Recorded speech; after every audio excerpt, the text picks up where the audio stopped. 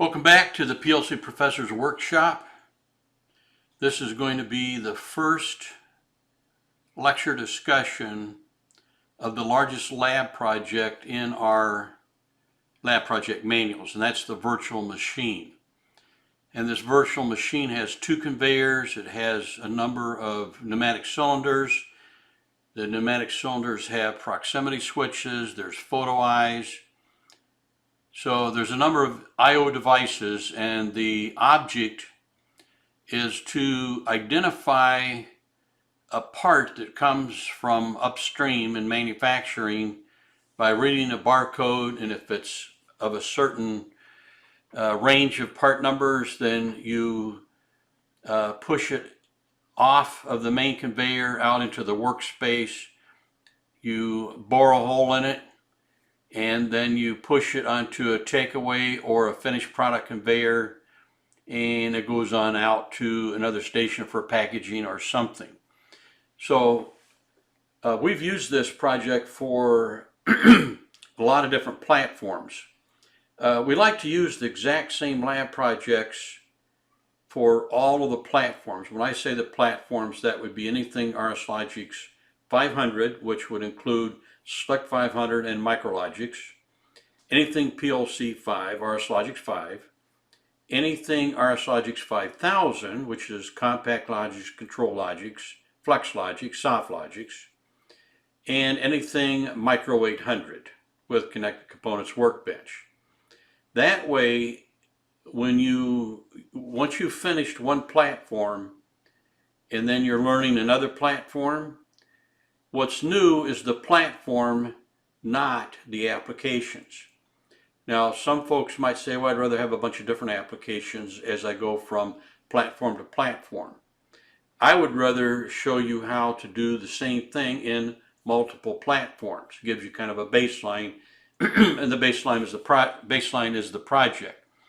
So let's take a look at this virtual machine and get into the first lab project. There are a lot of challenges in adapting different I/O structures to training material. Not everyone that uses the training material has the identical processor and I/O modules that we used.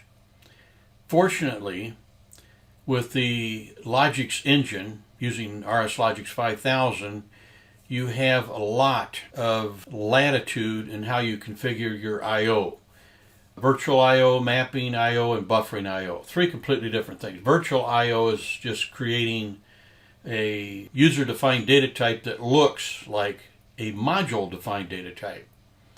Mapping I/O is actually taking, for the most part, scattered inputs and outputs and mapping them into common module defined looking tag structure. So let's say that you had 3 inputs available from one card and 2 from another, and then 1 from yet a third input card.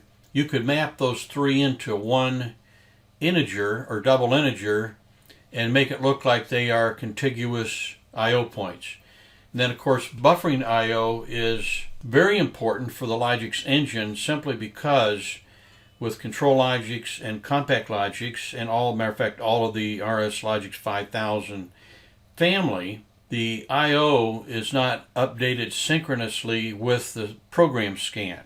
Whereas with, we'll call it the 500 arena, which would be SLIC 500s and MicroLogix, they could not chew gum and walk at the same time. So they would collect up snapshots from all of the input modules, put that in memory locations, then your logic would execute using those memory locations, those snapshots, and update other memory locations, and when the program scan is finished, it would take and transfer those output images out to the actual output cards.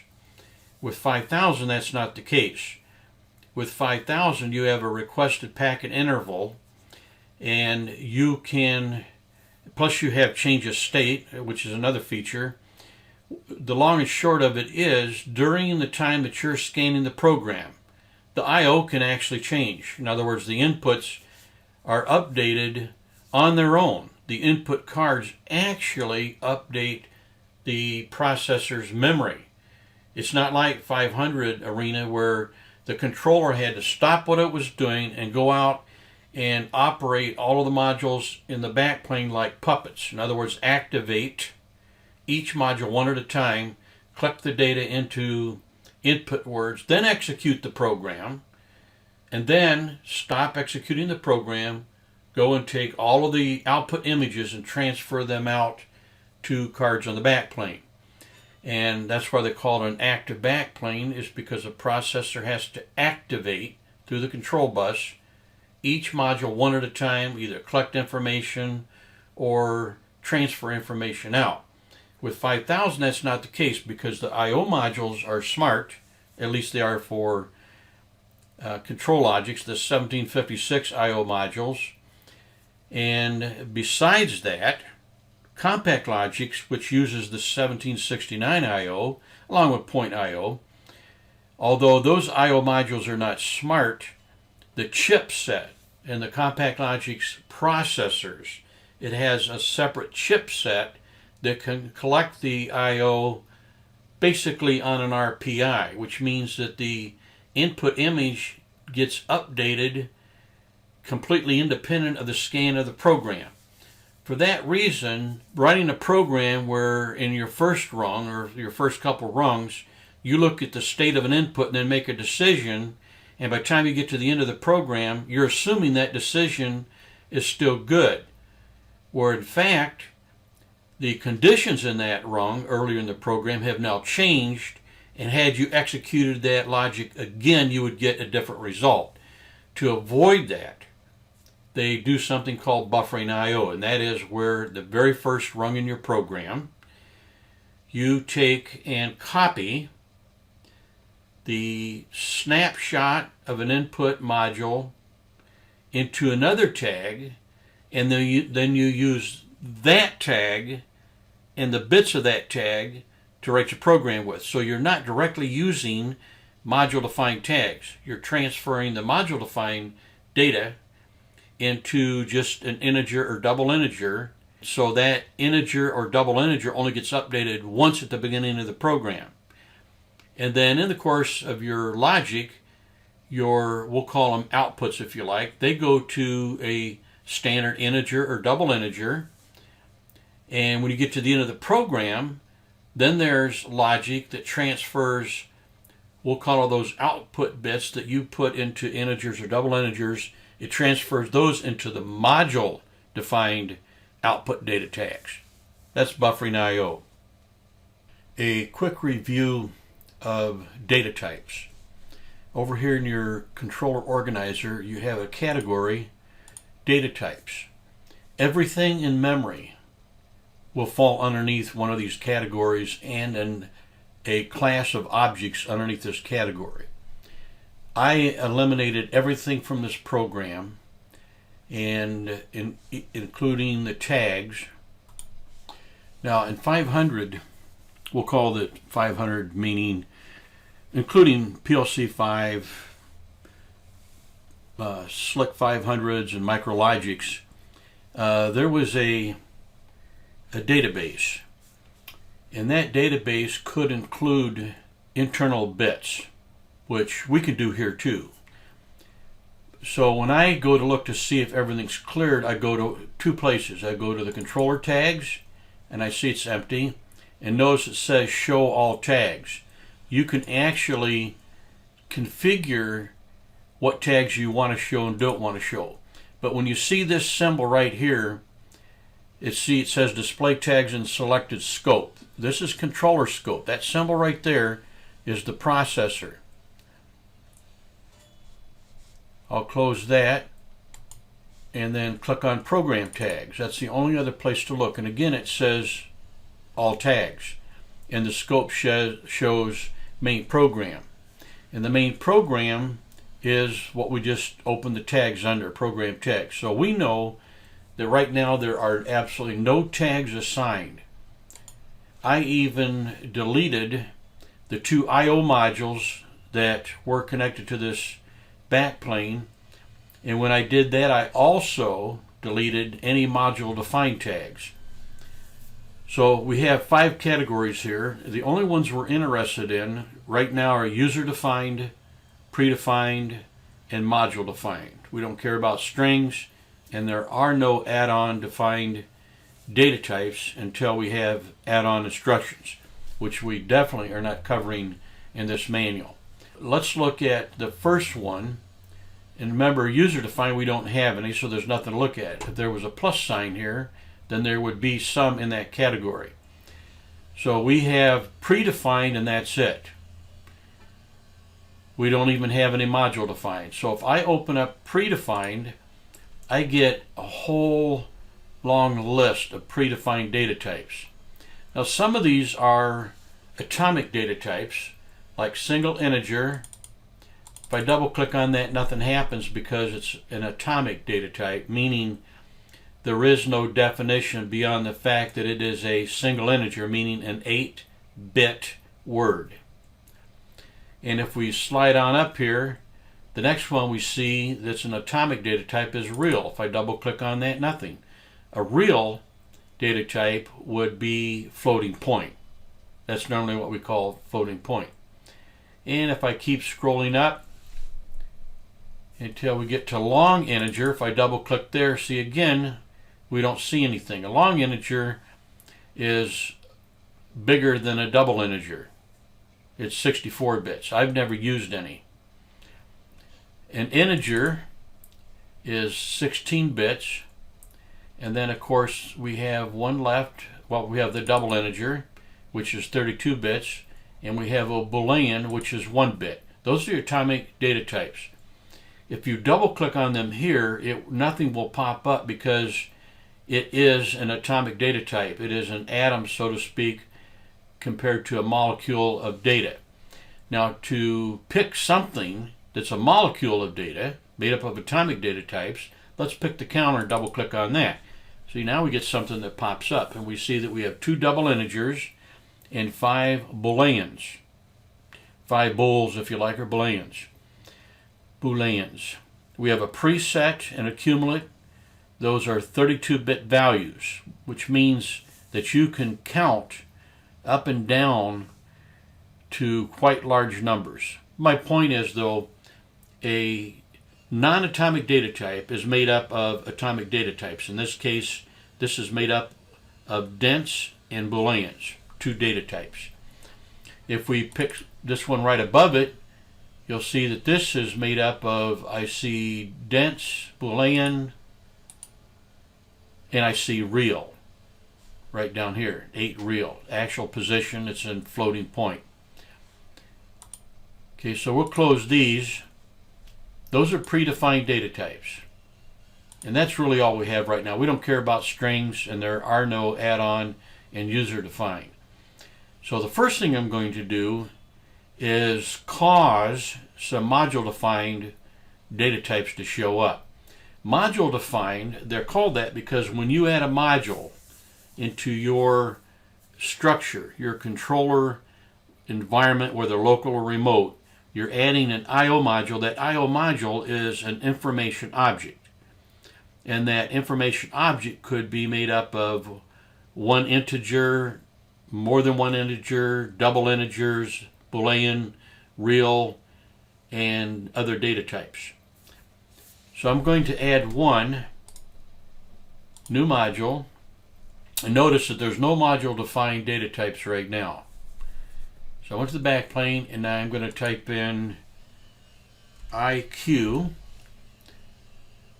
because that's the module that we want to add. That's the module for our combo 6 inputs and 4 outputs that we use in our lab project. I'll click on that, say create, thinking, thinking, thinking. You saw this flicker in the background because it's adding it into the project. Now it wants a name for that module. You can name it anything you want, but since we're putting it in slot 1, I'm just going to call it DC1 underscore 6 in 4 out. Now I could call it monkey doodles. The name doesn't matter. I typically try to give them a name that makes some sense to me later on when I'm looking at them. Now, I don't know what the series is or the revision level. However, there's an easy way to do that. I'm going to go out to RSLogix and open it up, and hopefully remember to move it into your field of view. I can see that I did not do that with this. After I picked this and I came down here, clicked on create. So I'm going to go ahead and close that, and I'll open up the properties again for this so we can continue where we were at. Okay, I had revision. Whoops, I clicked on the wrong thing. Oh, you know what? When I deleted it, I deleted the IO module, so we have to do that again. But let's go out first and look to see what we have. There's the Ethernet card.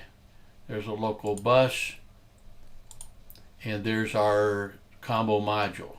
So I can see right there it says B firmware revision 3.1.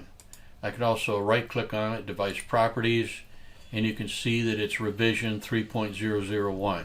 So I'll close, minimize that, go back here, new module. This time I'll pull it up in view, IQ, double click. Now see, this is revision 2. I'll go ahead and change it. That really isn't part of this lab, but there it is. Now it's right. And I'll leave this compatible module. I could make it exact match since I went to all the trouble of making it an exact. We'll leave it compatible. And OK. Now what I want you to see is, now that we've done that, look, we have a plus indication in front of module defined. Remember, there was nothing there before. So when I open this, I see 3 module defined data types. One for C for configuration, I for input, and O for output.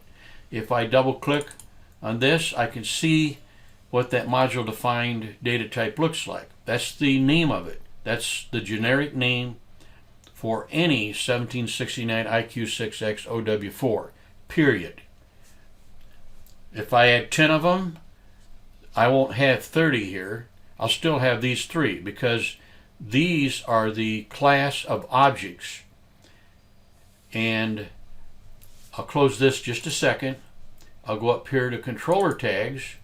These are instances of that class of objects. To emphasize that, you see right here, data type. See over here, data type. This local :1:C is an instance of this data type right here. And you can see it's verified over here. Same thing for these others. So if I were to go back and add another IQ6 so forth, IQ6, double click, for fun, slot 2, we won't change anything about it. And we'll close this. Now you see we have 2 down here. And we have 2 instances here. See right there, local 1C is that data type. Local 2C is the exact same data type, and we still only have 3 module defined data types brought into our project. If I had 100 of these modules, I would still only show these 3 right here for module defined data types. If you want to call these the templates, but in proper data terminology, they're called a class of objects, of data objects. Each one of these has a data structure made up of atomic data types. We already looked at that one. You can see you've got an integer, a Boolean, and 4 single integers. Those would be 8-bit words. This one, we have a double integer and 2 single integers. And the last one, the outputs, we strictly have data, a single integer, 8 bits. Now we only have 4 outputs. So 4 of those 8 bits represent the outputs that are going out to that module from the controller when the IO update is in effect. So I'm going to cancel this. User defined. Okay, I'm going to delete this module simply because I only have one in there and I don't want to convolute what we're doing here. So I'm going to go to User Defined. I'm going to create this. You did this in your lab, new data type, and I called it data.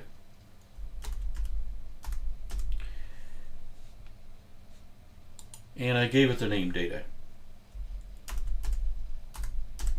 Don't let that confuse you.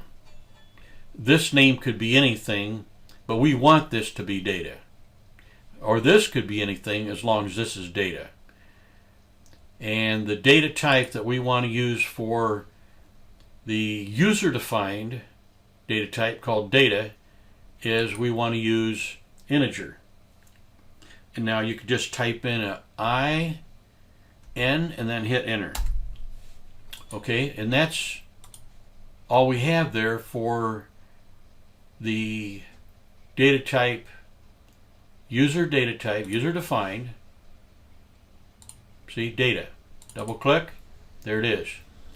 Now you can edit this, and by the way, if you use this in 47 places in your project and you go and edit this, it changes all 47 of them. It has what's called inheritance.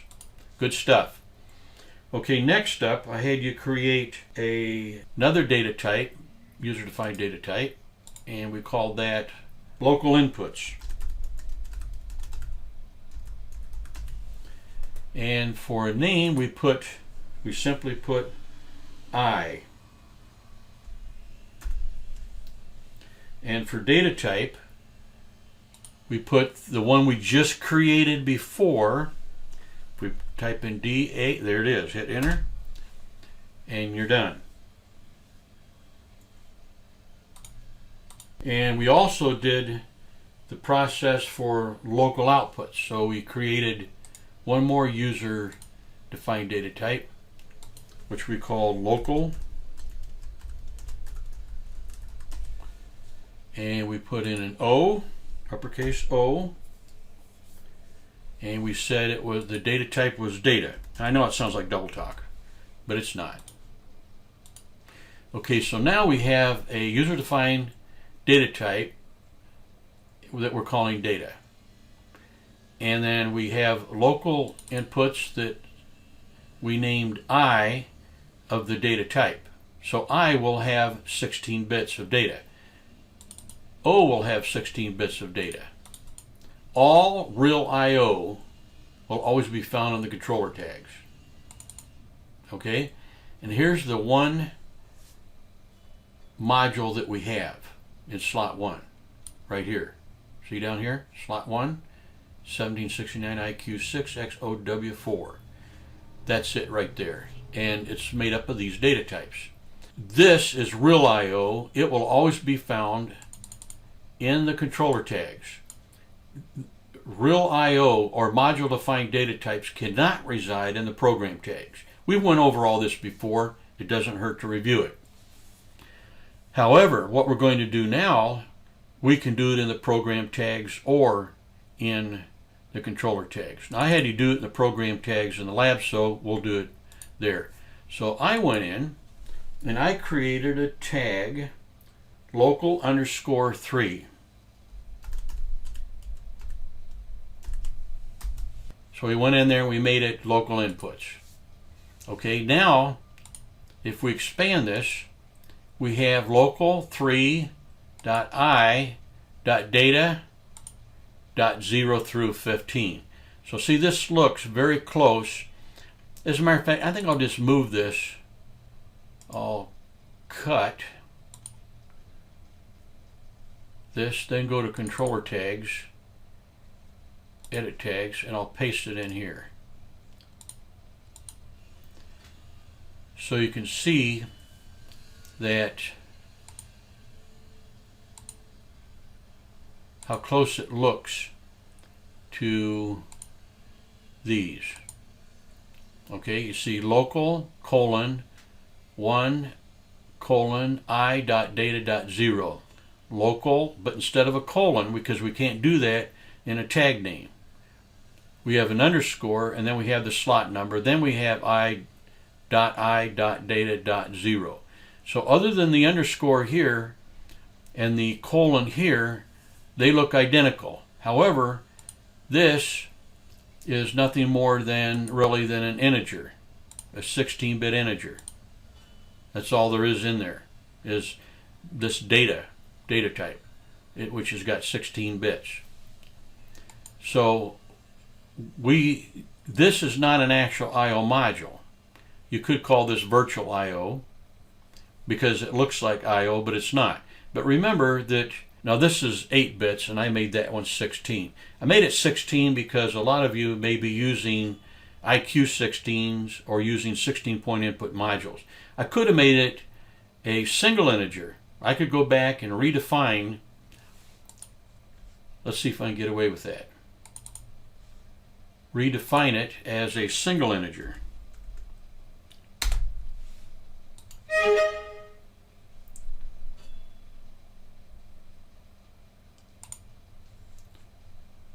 See if I got away with it.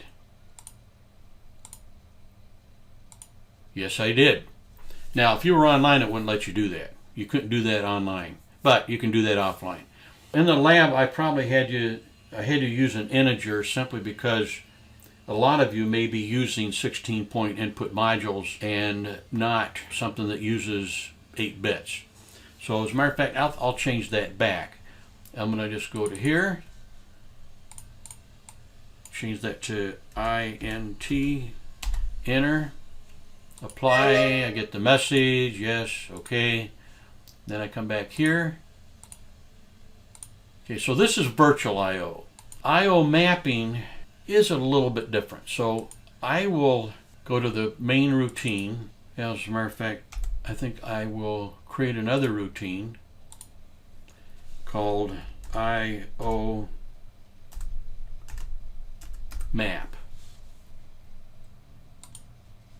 Now in the main routine, of course, you would have to have a JSR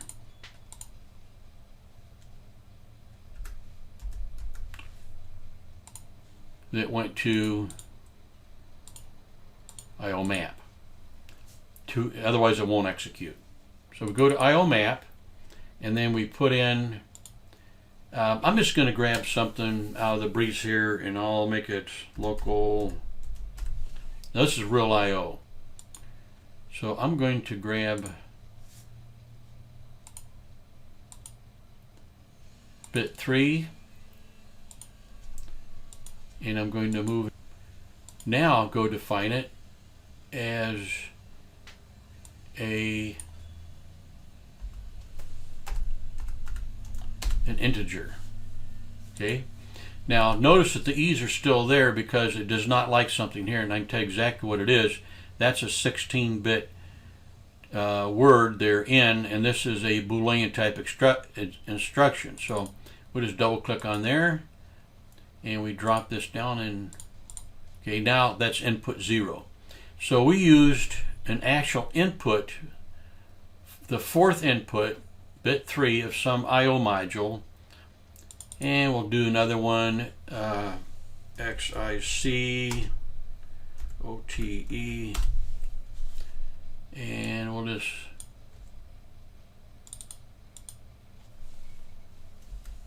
make that one 13 and make that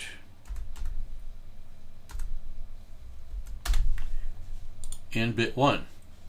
Now it doesn't like something here.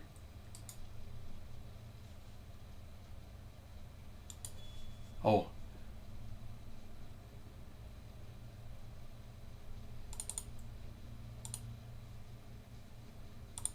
I forgot it that I bumped it down to 8 and I put in 13. So we'll make it 6. And you see now it's happy. So your input 0 and input 1. But in reality, on the I/O module, it's input 3 and input 6. So this is called mapping I/O. You are mapping scattered inputs into something that's sequential. Yeah, something sequential. So it looks like consecutive or contiguous bits in a word. And it is. This is bit 0 and this is bit 1 of the integer data type tagged as IN. So that's mapping I/O. Now if you use these in place of these in your program, then these are buffered because these two rungs, in other words, if I have some logic now and I have input 1, not input 0, start timer 1, define that as a timer data type, preset.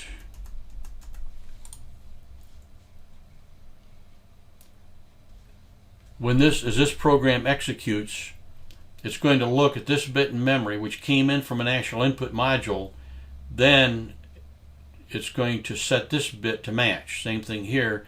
And then let's say that this rung right here represents, you know, just the beginning of your logic, which goes on for a couple hundred rungs.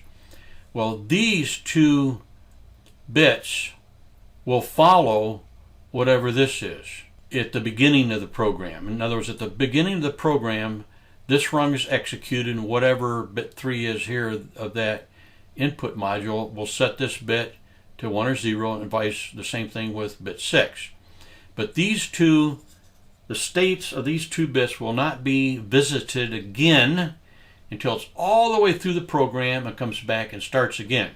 So you can rest assured, as you use these memory locations in your program, they won't change on the fly while you're executing the program.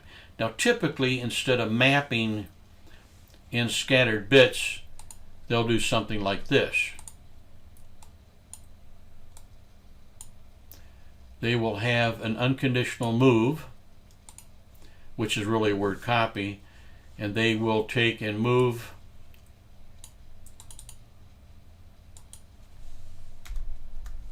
the whole single integer into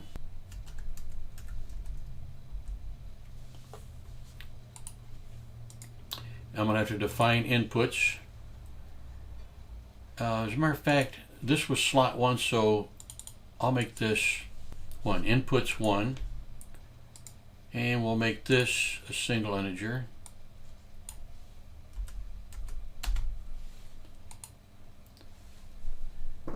Now, in this case, you're moving all 8 of the inputs into these bits at the beginning. This is called mapped because 3 and 6 aren't contiguous, but 0 and 1 are. So effectively, these are buffered. These two inputs are buffered into these 2 bits. This is an example of buffering the whole card, all 8 bits. Or if that were an IQ16, we can do one of those. We'll go down here, new module, IQ16.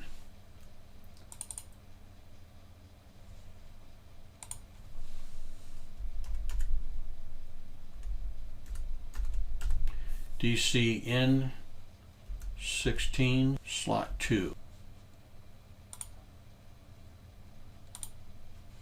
Okay, see, now we've added one more module defined data type, which has fault and data. Real simple card, nothing to it.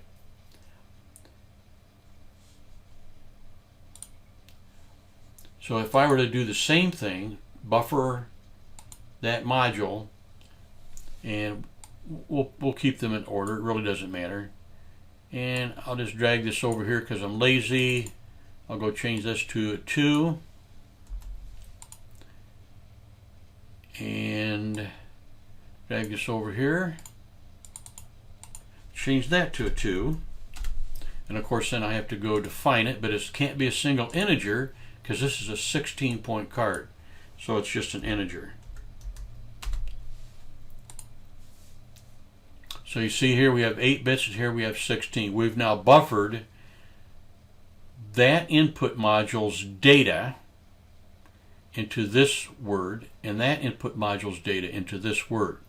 And so you can now use these tags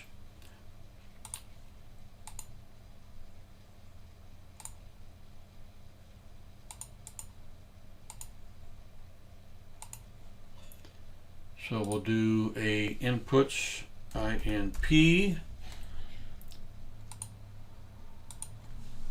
INP,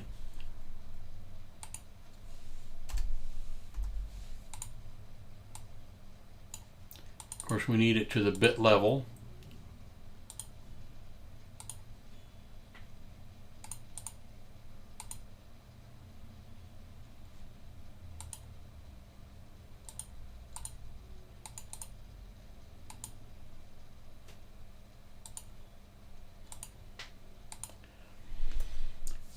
And for outputs, we'll put 0, 1, because remember we do have some outputs for 0, 1. We didn't define that as a tag, and we're going to define that as a single integer.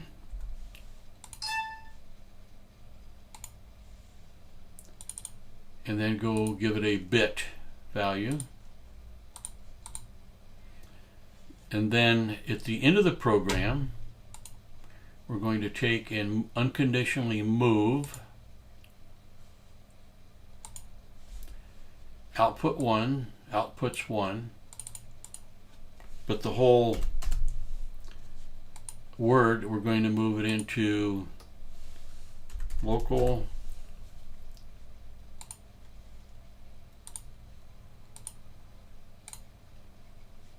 there. So the actual word in memory that stores the state of the bits that are going to go out to the output module doesn't get updated until all the way at the end. Typically, these output module defined data types would have gotten updated all the way through the program. So we basically have buffered our I/O. Here we buffered local 1I data into inputs slot 1, and we also did local 2I data into inputs slot 2, and then for the outputs we did the same thing. That's buffering your I/O.